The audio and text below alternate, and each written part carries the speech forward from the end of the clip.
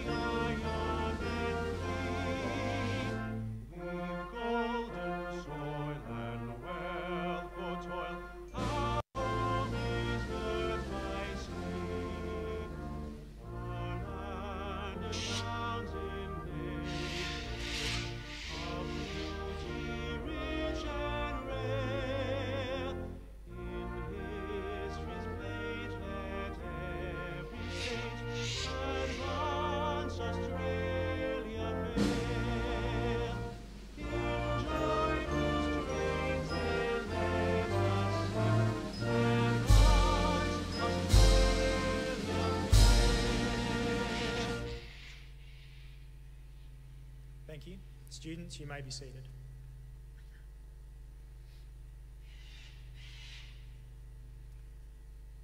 The Australian War Memorial was the vision of Charles Bean, Australia's First World War official historian. Bean landed with the Australian troops on Gallipoli and stayed with them at the front through to the end of the war. The idea of this national memorial and museum came to him at Pozières, France, in the depths of the bloody fighting of 1916.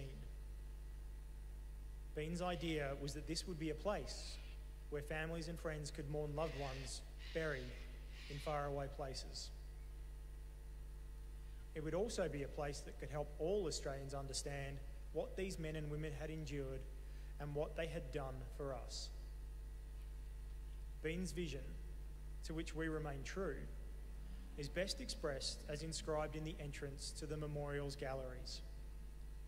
Here is their spirit in the heart of the land they loved, and here we guard the record which they themselves made. Tonight, we will read the story behind just one of those on the Roll of Honour, which lists the names of more than 102,000 men and women who have given their lives for us in war and operations for more than a century. But first, we present a lament, Flowers of the Forest. Wreaths or floral tributes will now be laid at the base of the pool of reflection.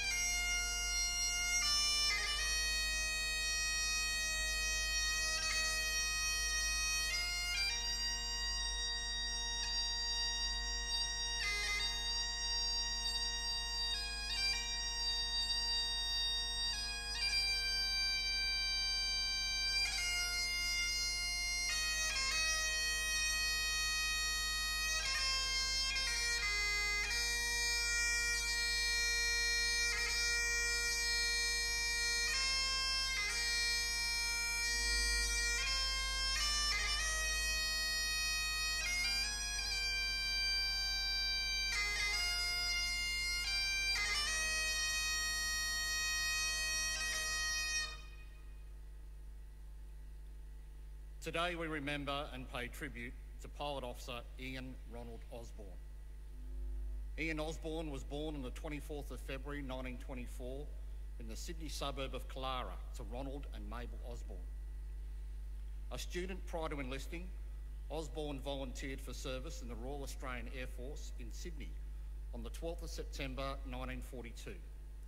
He began training as a navigator before embarking for overseas service.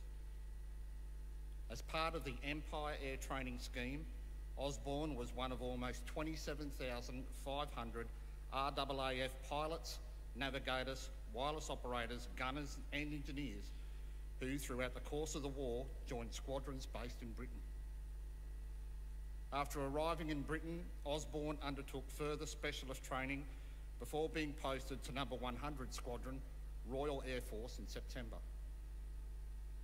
As part of the RAF's Bomber Command Number 100 Squadron, it was equipped with 4-engine Avro Lancaster heavy bombers.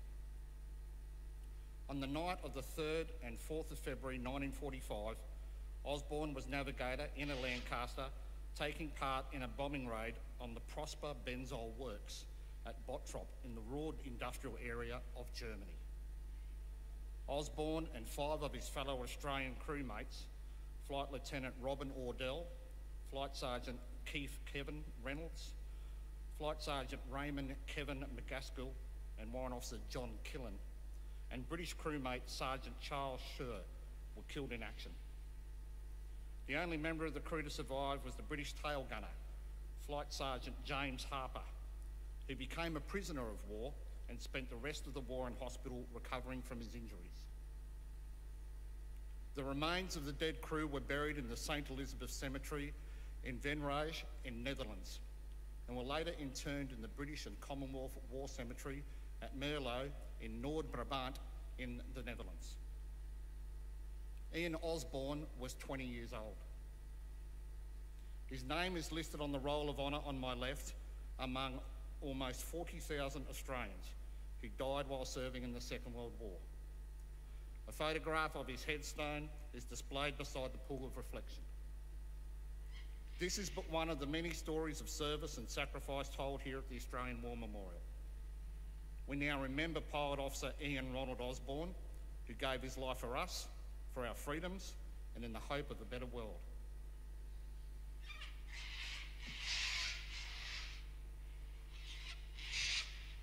Please stand for the reading of the ode and the sounding of the last post.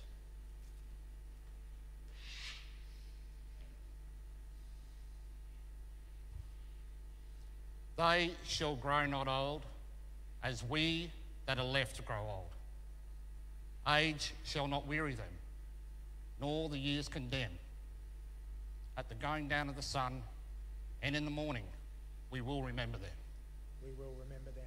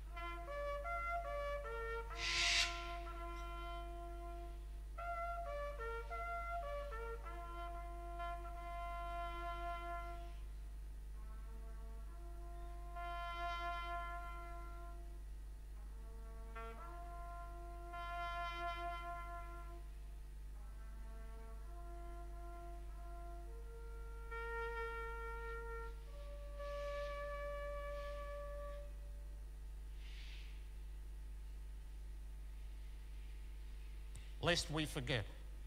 Lest we forget.